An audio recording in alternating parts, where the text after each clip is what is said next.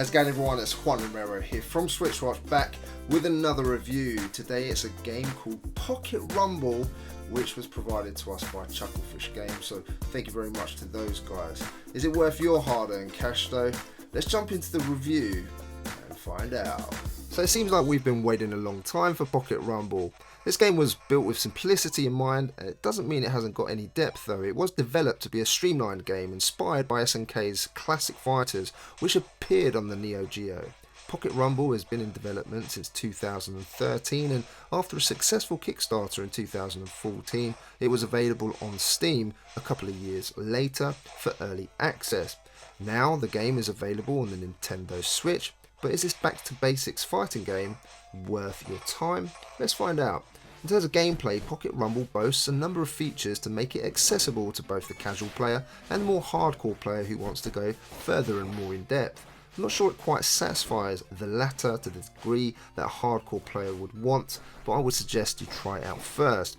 The game uses just 2 buttons here, and there's 8 characters to choose from. Special moves are pulled off very simply with no complex joystick inputs. Gone are the days where people are struggling to pull off those dragon punches in Street Fighter. Here you can pull off specials with no difficulty. Press A and hold diagonal down and you're pulling off fireballs in no time.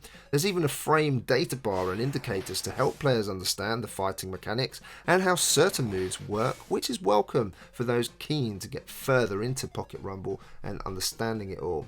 Now the combos are kept super short as well and can be cancelled out quite simply. There's a handy training and lessons for each character so you can get to know the moves better. Tenchi for me was the easiest of characters to use and I found was a pleasure to play. He seems fairly well balanced and I liked how easy it was to pull off all the special moves. Either a fireball, some sort of fire horns that would come out, or a backflip kick, all easy to do. My overall number one though and go-to was definitely June. I just loved how versatile her moves were and how devastating you could be with her. The cool thing is though is how simple the health bar works. It's very easy to understand for all level of gamer. Each character's health bar is made up of 12 chunks, with one hit taking a chunk. Each character has their own special meter as well, so for example Tenchi keeps pulling off special moves using his blue energy, then his blue bar fills up quite quickly. Once full you can pull off a super special move, like a fireball that does excessive damage.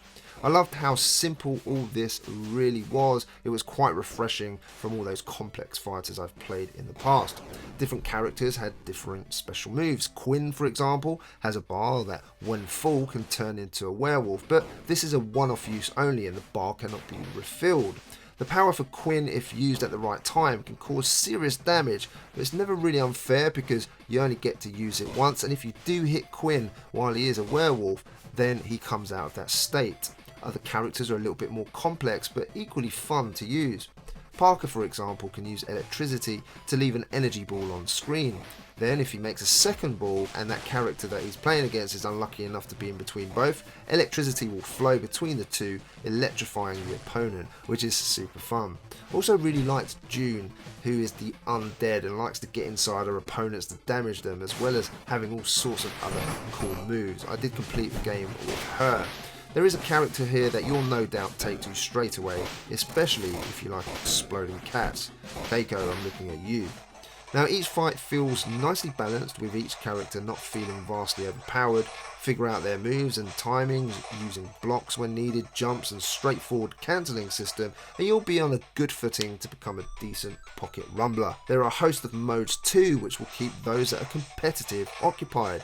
There is ranked matches online and you can invite a friend to play from your friends list, which is really handy. Best thing though about online is the GGPO, and that's used for a near flawless experience, which in fighting games is an absolutely paramount to stop any lag. Unfortunately I couldn't test it to its fullest as there wasn't enough players online at the time of this review. There is a rankings table which will be perfect for those wanting to conquer the Pocket Rumble world. If you want to play solo, then there is an arcade mode versus CPU mode, and a career mode with training and lessons modes designed to get you used to the mechanics of the game. All of these are enjoyable, but they are quite short. The game is really fun to play, especially against your friends, and ultimately these types of games are always about getting one over on a good mate, sister, brother, partner, or any member of your family who are gamers.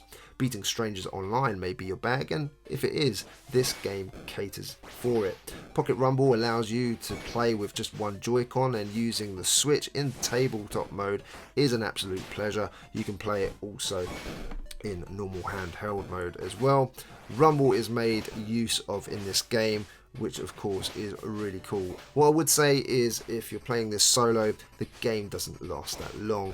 Each battle or fight is only 30 seconds or so for each round, and you have to win 3 rounds to win the match. Unfortunately, I didn't see any options to change this, so you'll always have to win 3 to win. So while the game is cool in solo mode, it is of course much better with friends and will probably last you a lot longer. Visually, Pocket Rumble hones that classic look from the Neo Geo days, and the fighters look great. The animations of their moves are imaginative, and each character is unique, which I really appreciated. Like when Quinn turns into a werewolf, it gave me those Altered Beast vibes, and June has some awesome looking undead moves with skeleton heads flying across the screen and using her hair to block.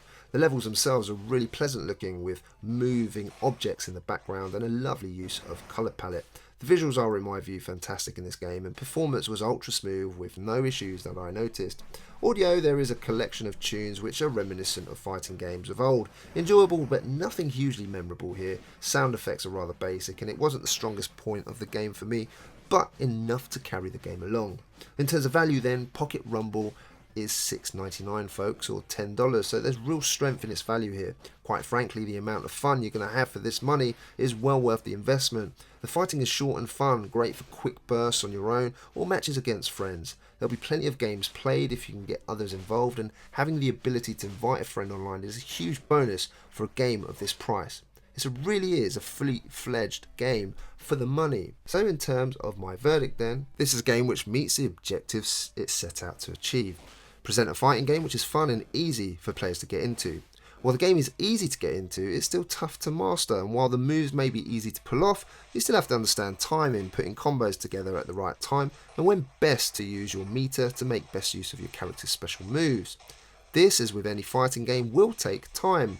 For the money, this exceeded my expectations, offering a nice variety of modes including online, ranked matches, as well as the ability to play with friends both in tabletop mode or online, as well as on your TV if you want to.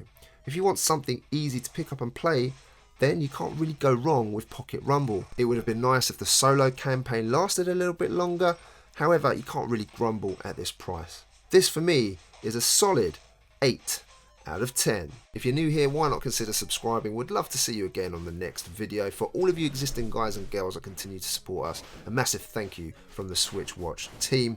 Make sure you hit that thumbs up, would really appreciate that. And of course, leave us a comment down below. Let us know what you think of this one and whether you're going to put that on your list of games to purchase. I look forward to seeing you guys again on the next one. Take care.